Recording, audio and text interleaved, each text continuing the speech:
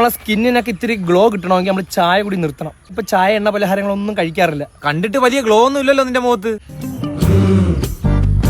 ആ ഗ്ലോ ഉണ്ട്. ഇനി ജീവിതത്തിൽ ഞാൻ ചായ കുടിക്കുന്നത് കാണില്ല.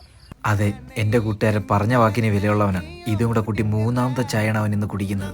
ഒരു റിലേഷനായി കഴിഞ്ഞതിന് ശേഷം ആ പെൺകുട്ടികളെ പറ്റി മറ്റൊരാളുടെ അടുത്ത് കുറ്റം പറയുന്നതാണ് ലോകത്തെ ഏറ്റവും വലിയ തെറ്റ്. ഞാൻ സ്നേഹിച്ചുകൊണ്ട് പറയാണ്, അവളെ ചരിത്രം ഫുള്ള് എനിക്കറിയാം. ഞാൻ നോക്കിയ 20 പെൺകുട്ടികളിൽ ഏറ്റവും വൃത്തിയായിട്ടുള്ളൂ.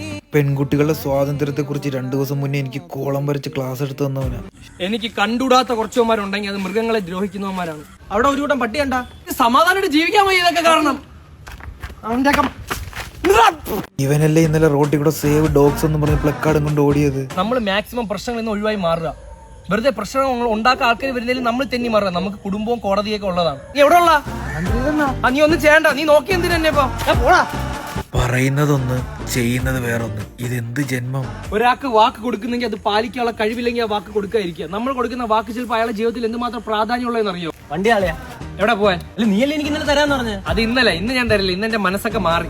അയ്യോ, ഈ വായിന്നാണല്ലേ ഞാൻ ഇന്നലെ വാക്കിനെ പറ്റി കേട്ടത്. ഡ്രസ്സിങ് ശ്രദ്ധിച്ചാൽ നമുക്ക് എവിടെയും വിലയും കിട്ടും. ഡ്രസ്സിംഗ് ആണ് നമ്മൾ മെയിൻ ആയിട്ട് നോക്കാനുള്ള. എപ്പോഴും അത് കീപ്പ് ചെയ്യണം. ഏത് ഇയർ? ഡ്രസ്സിങ്ങിന്റെ കാര്യത്തിൽ ഇവൻ ഒരു വിട്ടുവീഴ്ചയും വരുത്തിയിട്ടില്ല. നാട്ടിലിപ്പോ തൊടരാജ് എന്നാണ് എന്റെ ആളെ അറിയപ്പെടുന്നത്.